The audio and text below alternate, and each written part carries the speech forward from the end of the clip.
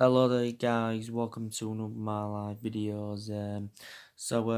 According to recent reports, next year, Ole Gunnar Solskjaer is going to be handed a spending spree of around £250 million to rebuild the club.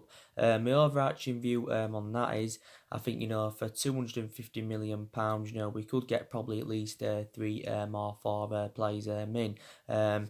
I think it's basically dependent on how we are with our recruitment and that are we going to be sensible over our recruitment, or are we going to overpay for players. But during the summer we got three players for nearly 150 million pounds. But next year it's very imperative, that we do get the right calibre players to Manchester United, to elevate us forward and, get us back to being a competitively level football club. But it is good, like I said, that we are making plans for January, because it isn't long now anyway until the January transfer window does open. It hasn't been assured, that we will make many signings in January, because don't forget Solskjaer recently revealed that his targets are long-term targets, and if any short-term targets pop up, then obviously it will be a change of scenery and that. But like I said, our recruitment has definitely now got to improve, because our recruitment hasn't only been poor recently, it has been poor for several years. But I think our board and that are determined to back Solskjaer in January and next summer. I do presume Solskjaer will be here in January. I do presume he probably will be here at the end of the season, but I can definitely assure that he will not see out his 3-year contract at the football club. So I think next year we need to recommend at least another 4 or 5 more players in. I do believe we also need to focus on the outgoing side, because I do believe these 2 more players that need to leave Manchester United next year. Another 4 or 5 more players, because he's still definitely problematic players at the football club. So as you all know, our two main priority targets are Erling Haaland and Jadon Sancho, and I think there would be the right calibre players for Manchester United. And these a bit more additional information that's updated regarding Erling Haaland. So Solskjaer has revealed that Erling Haaland has made a decision on his future, and reportedly Erling Haaland recently told Solskjaer that he does want to join Manchester United in January, because it did confirm on Friday last week that Ole Gunnar Solskjaer had flew to Austria to meet up with Erling Haaland, to discuss a potential January transfer. But like I said, he is my main priority target. He has been subjected to a lot of transfer speculation. Numerous of clubs have attracted their interest in the player. Obviously a lot of clubs have instructed scouts, to keep a close eye out on him, because he has been a revelation this season for Red Bull Salzburg. He scored 28 goals in 22 games in all competitions. Don't forget, recently he met up with Borussia Dortmund's representatives, so to RB Leipzig's representatives. I think also Juventus have expressed their interest in the player. I think also Liverpool have been in for him. But yeah, very, very good player, and I think it would be beneficial, for us to get him in, because I think we probably need another number 9. We need someone to come in who can assure us goals. Someone who can obviously create chances, and someone who can bring more players into play and show good distribution. And I think Erling Haaland, is the right solution. Don't forget also, he has played under Ole Gunnar Solskjaer's guidance during his period with Mould. So I think Solskjaer is keen on a reunion with a player only at the age of 19. And, I think Solskjaer still wants to, continue the policy of recruiting young players into the football club like he did do during the course of the summer, but yeah. So he's good. We are going to have to pay a substantial amount for the player. I think Erling Haaland's going to cost us in the region of around 70 or 80 million pounds. Even though it did recently reveal that he's got around he's at a 17 million release clause in his Red Bull Salzburg contract. Is it Mini Raiola? I think his preference is for him, to join Juventus, Erling Haaland. I think he's actually instructed him, not to come to Manchester United, but I think Erling Haaland, keen on coming, to the Premier League. And obviously, if he does, come to the Premier League, it will be a new era for him. He'll be playing monster different players, so it will be interesting to see how he would cooperate. But obviously, playing under a manager, that he knows quite well, so. But yeah, so we definitely don't need to recommend Erling Haaland in. But, like I said, we've got to address the deficiencies in the squad next year anyway, because, we need the two main priority areas is that midfield and that attacking line. So, we've got to get an attacking midfielder in. We've also got to get a defensive midfielder in. I think, we also need, like I said, a couple of attackers. We need to recruit a replacement for Herrera in our midfield. We need to recruit replacements for Lukaku and Sanchez in that attacking line, because you can say, analysing it for the vast majority of this season, we've looked very exposed in that attacking line, following the departures of Lukaku and Sanchez. Jadon Sancho, he's also been subjected to a lot of transfer speculation. Numerous clubs have attracted their interest in the player. Recently, it says City have been interested in him. So I think, City, want to get him back, because obviously, City had him previously. Before went to Borussia Dortmund. Like I said, he enjoyed a couple of years there with Man City, but the couple of reasons he left Man City is because obviously he never got assured first team opportunities there, and obviously wasn't satisfied due to that. Obviously, Liverpool have been in for Jadon Sancho. I don't see how he would fit Liverpool's system. Chelsea have attracted their interest in the player. Borussia Dortmund, recently gave their overarching view on the speculation regarding, Jadon Sancho, and they said, they are determined to keep hold of Jadon Sancho for at least this season. But Jadon Sancho is he's not satisfied at Dortmund at this present time. Like I said, he has been dropped in certain games this season, but analysed his performances in the couple of years he's been with Borussia Dortmund. He's done really, really well, and this is the explanation, why his valuation has persistently grown. I think, we are the favourites to get him. Again, he's going to cost us in the excess, I think, of at least £100 million if we are to recommend him in. But again, Jadon Sancho would be the right calibre player for Manchester United, as his runs on and off the ball are good. He can score goals. He can provide. He can create chances, and he's only the age of 19. Is Jadon Sancho primarily a right winger, but you can also play him centrally, but very, very good player. I think he was also recently fined £86,000 as well with Sancho, but yeah. So we're going to look to recommend him in to the football club in January. I said it was actually more imminent we'd get Jadon Sancho next summer, rather than January, if we were to get him at all. But I think according to reports, definitely that it's very, very imminent that we're going to sign Erling Haaland in January. So that's obviously very, very good news. Obviously, there's other players, like I said, on our agenda. Next year, we're looking to get a couple of midfielders in, because I think, we are convinced that Paul Pogba does want to leave the football club. And like I mentioned at the beginning of the video, we're going to get around £250 million to spend. Obviously, if we can get around £150 million for Paul Pogba, then we'll have around, £400 million to spend, £400 million to spend, or something like that. Because I still believe Paul Pogba does want to leave the football club. I still believe he's orchestrating on making a move to Real Madrid next year. But regardless, anywhere of whether Paul Pogba stays or goes, we've still got to address that midfield. Obviously, one midfielder that's been on our agenda recently, and that's been Sol Niguez. Now, there has been a lot of speculation regarding him recently. I think we're seeing him as an adequate replacement for Paul Pogba, Sol Niguez, and I think we've been in for Sol Niguez quite a few times in the past. He's can play as a central or a defensive midfielder.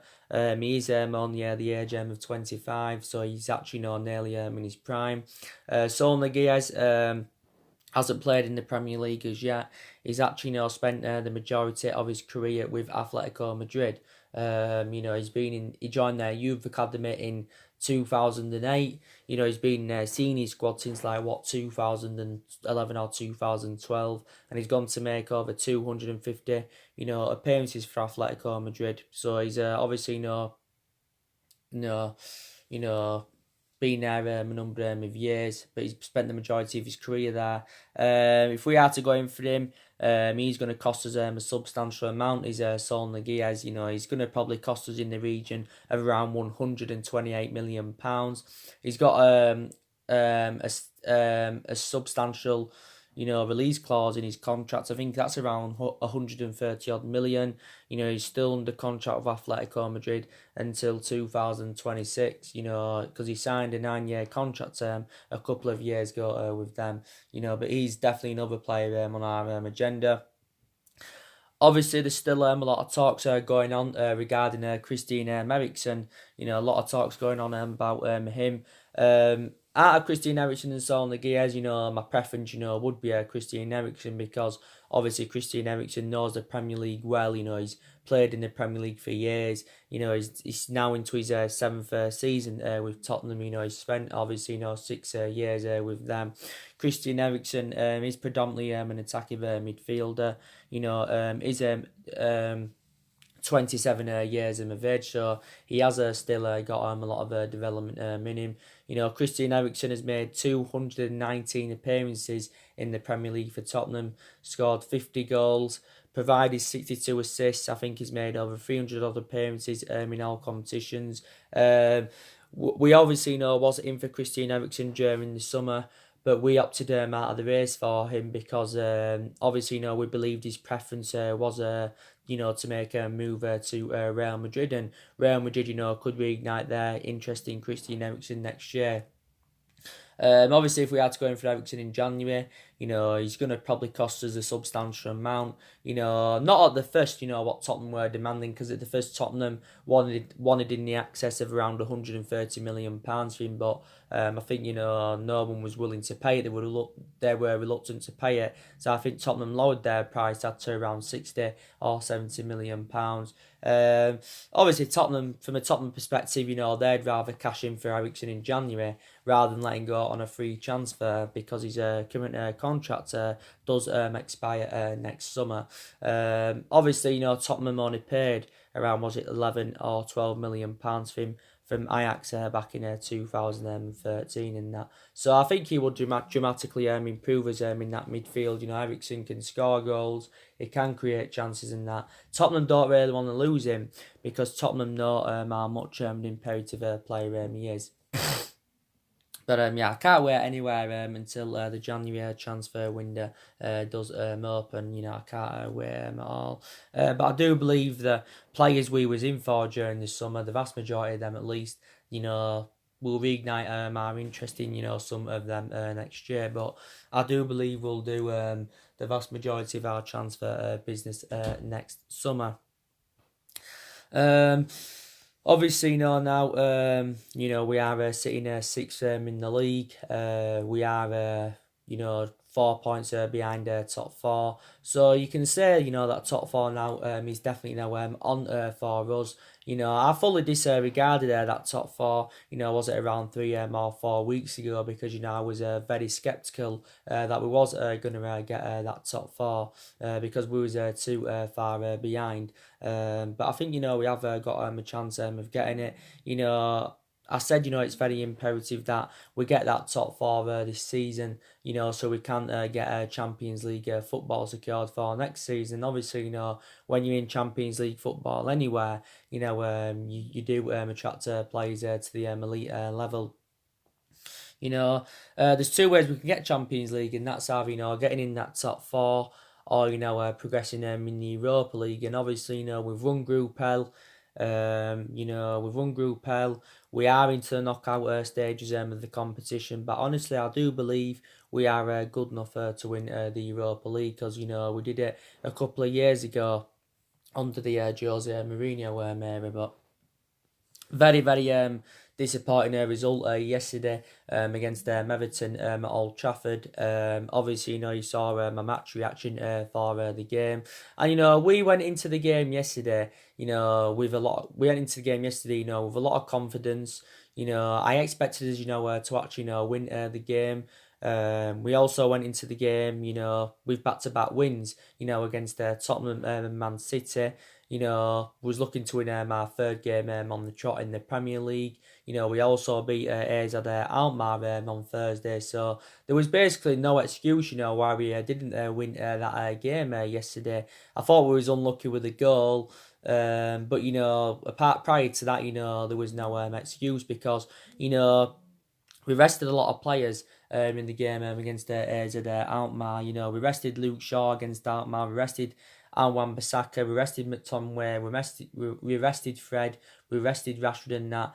Lindelof was rested. So all them players, were prepared for the game, And it's a shame, that we didn't keep that momentum up. But, I think, Everton, would have been the happier out of the two teams. They would have been the happier, would Everton. And I've got to say, Duncan Ferguson has enjoyed a good start to his managerial career with Everton.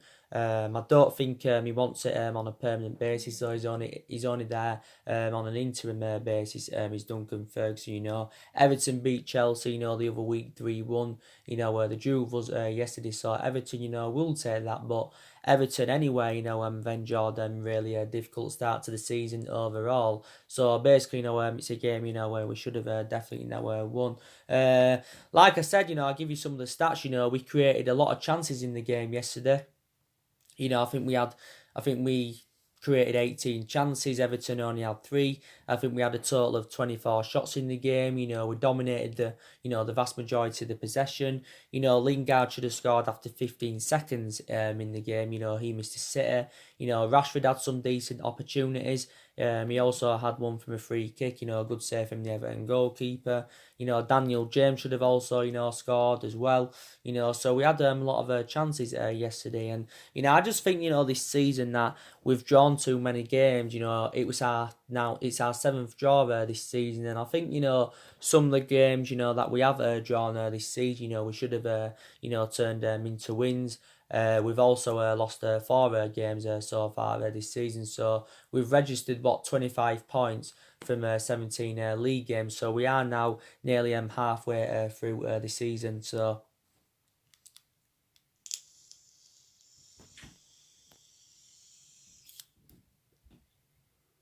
we are nearly halfway through the season, and that. But I thought there was periods of dominance yesterday. I thought overall though the performance was totally comparison to the City performance and the Tottenham performance and that. But yeah, I thought where we should have won the game, reflecting on the amount of chances we had. But I thought Everton did well. I thought they did well in that midfield. I thought Everton put a lot of pressure on our fullbacks and that, and we know there was going to come to sort of the pressure and hit us on the counter attack. And I said, they have got some really, really good players of Everton. But the positive is, it was good to see, Mason Greenwood get his name on the score sheet again. I think he's flourishing as a Manchester United player, and Solsjaker has recently revealed that it's becoming harder and harder to leave Mason Greenwood on the bench. So I think we need to play more on a regular basis, and he deserves it. Reflecting on his good performances. Mason Greenwood has now scored 7 senior goals for the football club this season.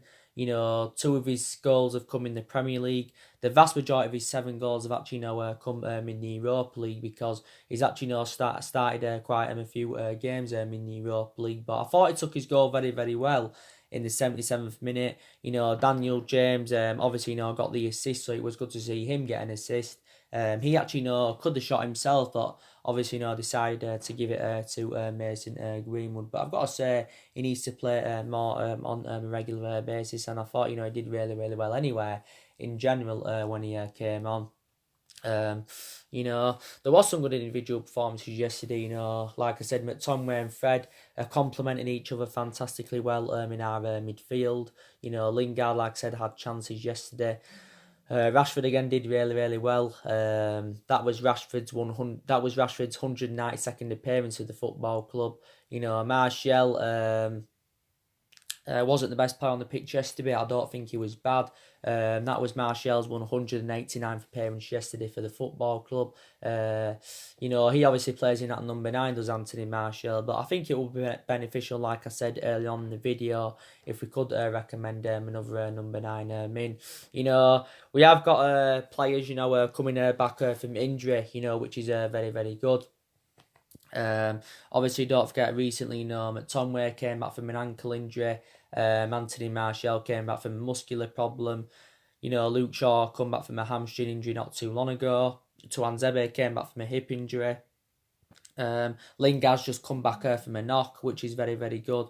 And Solsjaker, did confirm in the press conference, didn't he, prior to the game, that Paul Pogba, Eric Bailly, Fossil Mensah will all be training this week, which is obviously positive news.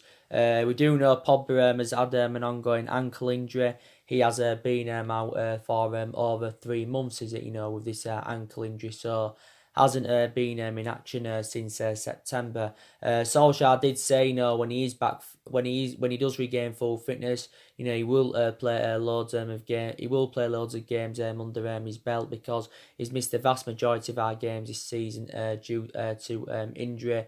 But Solskjaer knows anyway how much of an imperative player that Paul Pogba is.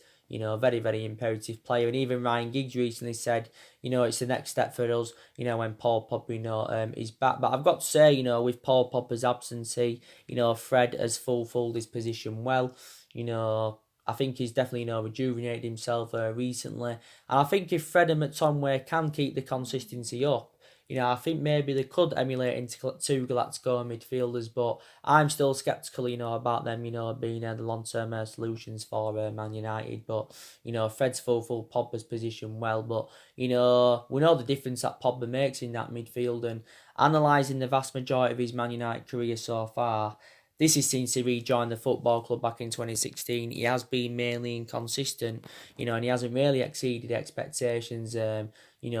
Obviously comparison, to his 4 years in Turin, because I thought he enjoyed 4 great years in Juventus. And I know there's been a lot of speculation about him possibly, making a return back to Juventus. I said for the entirety of the summer, he was relentlessly, linked with a move to Real Madrid. He's obviously, been talked about him going to Barcelona in the past. Pogba has made 148 appearances for us in all competitions and scored 31 goals.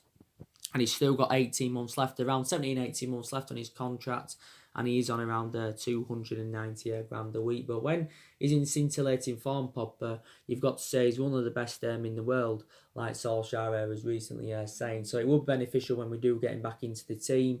I do believe he should be back for the Watford game, Pogba. If not the Watford game, he should be back for the Newcastle game on Boxing Day, but should be back for the Watford game. I don't see him playing against Colchester on Wednesday. Bayes obviously been out with an injury since pre-season. He's been out for a while with injury. And I think, he sustained quite a lot of injuries as a Manchester United player, is Bailly, and he is an injury-prone player. I think reflecting on the amount of injuries he's had, I think it would be beneficial if we did, get rid of him. We may not get rid of him next year, but maybe sometime in the future. But I've got to say, when Bailly's fully fit, when he gets, games under his belt and that, he can play well. His distribution's good. He's got great potential. Very, very good centre-half, when he's fully fit. Fossil Mensah's obviously, being out with an injury, he initially sustained this knee injury, whilst he was on loan with Fulham, and since then, he's had it. Diego Dalot's still out with injury. Solskjaer recently said that it's too early for Diego Dalot, but he's actually sustained quite a few injuries this season. Don't forget, Matic, has just regained full fitness, because Matic was initially out with a groin problem for a couple of months. But, he made his first appearance at the football club in over 2 months in the 4-0 win against AZ Alkmaar. But reflect on the amount of injuries we've had this season anywhere. Solskjaer has had to make a lot of alterations in the squad. But we have had a lot of injuries. So like I said, games are coming up thick and fast. Colchester coming up in the Cowbell Cup quarter-final. Then we go away to Watford. Then it's Newcastle at home on Boxing Day. Burnley away then on the 28th. Then we go up to the Emirates away at Arsenal on New Year's Day. So games are coming up thick and fast.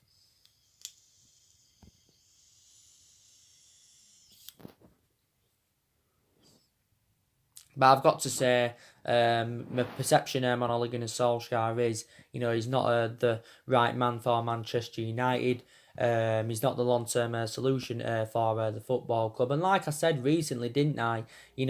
One good result or a good couple of results and that doesn't change my perception regarding Solskjaer. And I know, we had, good results against, Tottenham and Man City, because we beaten both of them. And they were both very, very good performances. And you can say them two particular games saved Ole Gunnar Solskjaer's managerial tenure at the football club. Because if we hadn't beaten Tottenham, if we hadn't beaten Man City, I think, Solskjaer, would have been sacked by now. I think reflect on this draw against Everton, probably, do you think the pressure, will be back on Solskjaer now? Don't you think the pressure, will be on him? If we'd have lost the game, then maybe, the pressure, would have been back on him. Because reflecting back before the Tottenham game, Solskjaer, was definitely, under intense pressure at the football club. But he's been under intense pressure anywhere for the vast majority of this season. Because, we've enjoyed our worst start to a Premier League season for 30 years. But, we've had good results this season.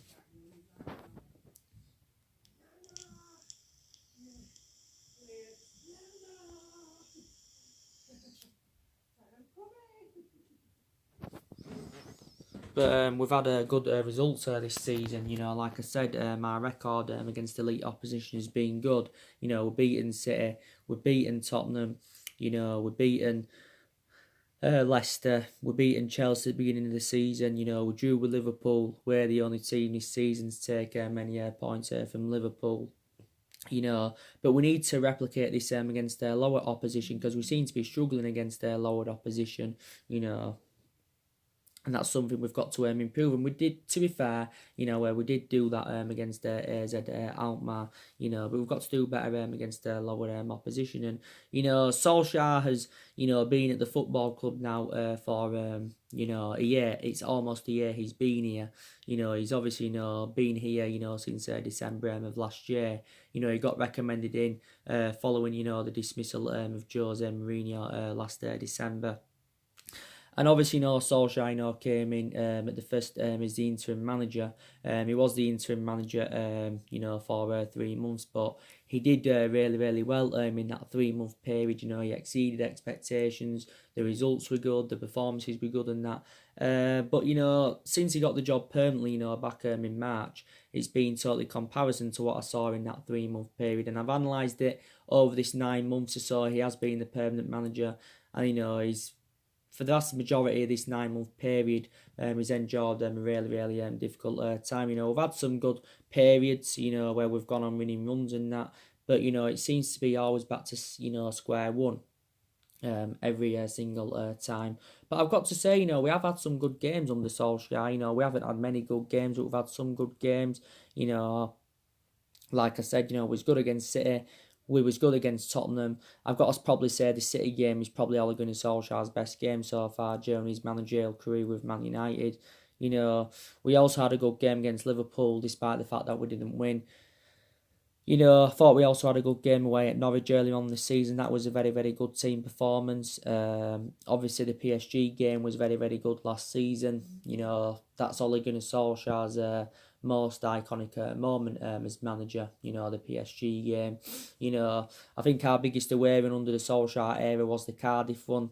We won 5-1 last season at Cardiff. That was obviously not Ole Gunnar Solskjaer's first game in charge of the football club. But I think, Man United have made a lot of mistakes in the last 6 or 7 years. And, I think, one of the mistakes we did make, was giving Ole Gunnar Solskjaer the job. We shouldn't have given him the job. We should have waited to see if, he would be the right candidate, for the football club. But we should have never given him the job. Because, like I've said on my recent videos, whether his managerial tenure at Manchester United succeeds or not, we'll never forget, what he has done for the football club. Because like I've said on numerous, occasions, he was a very, very good player for Manchester United. He's had 11 years at the football club. So he's got that proven pedigree as a player, but he's totally comparison as a manager. He hasn't really got any intuition on how to manage, especially a big football club like Manchester United. And, he hasn't really got a pedigree behind him in terms of management. That doesn't mean he won't succeed, but, that's one of my element of concerns I may have got about him.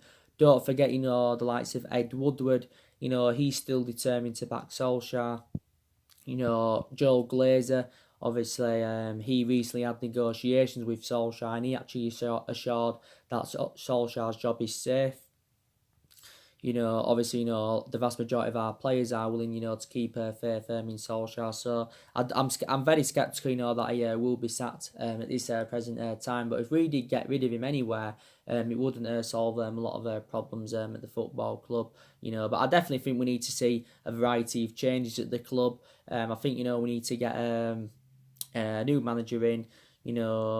I think, we need to probably get Ed Woodward out because he's been a liability for several years. I think our board have also been a liability for several years, reflecting on their poor recruitment and that. But we need to still see a variety of changes at the football club.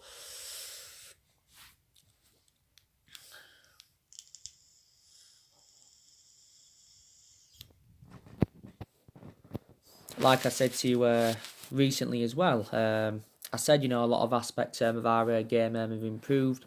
Recently we've been creating more chances, we've scored more goals. Certain players have stepped up to the plate, which is obviously, very, very good. But there's still some aspects of our game that definitely need to improve and all that. So, yeah. But I've got to say, I think the players that are doing well, I think Rashford's definitely rejuvenated himself. He's scored 58 goals now for the football club in 192 appearances as Rashford. Rashford, enjoyed a difficult start to the season, but since then, he has rejuvenated himself. Don't forget, he was injured earlier on in the season, but Rashford is only the age of 22. Got to say, Martial, in the games he's played in this season, he's done well because he adds more inspiration that attacking further the pitch, and Martial does help the likes of Rashford and Daniel James.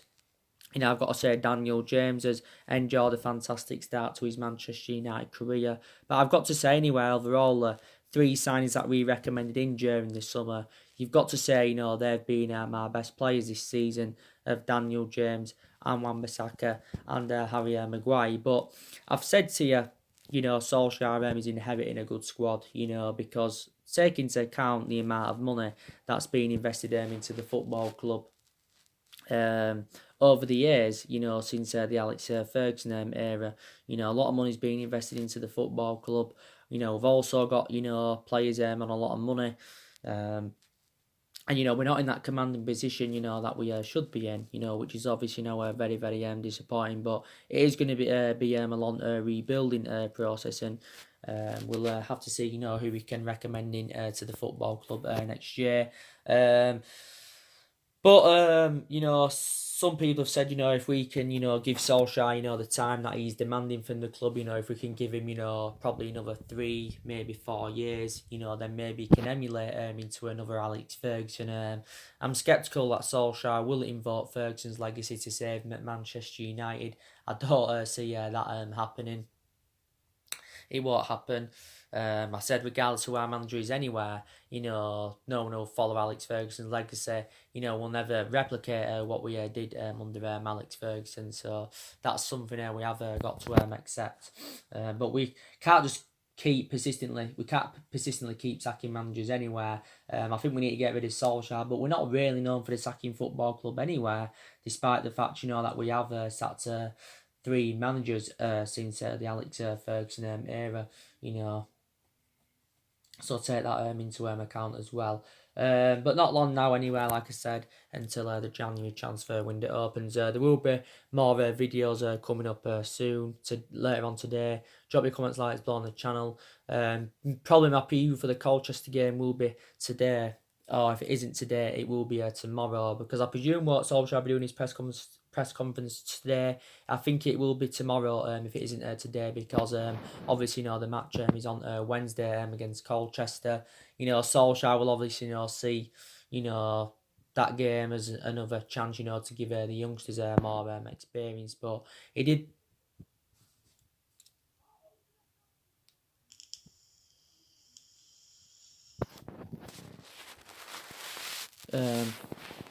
But he did assure at the start of this season anyway that the youngsters would get their opportunities. And to be fair, the youngsters have been given their chances. But overall, when he first got recommended in, he said everybody would get the chances to express themselves. And but yeah, I think Mason Greenwood should get a start on Wednesday from the start. That is, he'll make a variety of changes from the 1-1 draw with Everton yesterday, but I think there's a lot of young players that will become a succession at Manchester United. I've got some element of concerns about some of them, so I did say it would be beneficial if we did get rid of some of them next year. But yeah, so like I said, drop your comments, likes below on the channel. If you do, consider subscribing as always, and take care. God bless, and I'll see you all again very, very soon.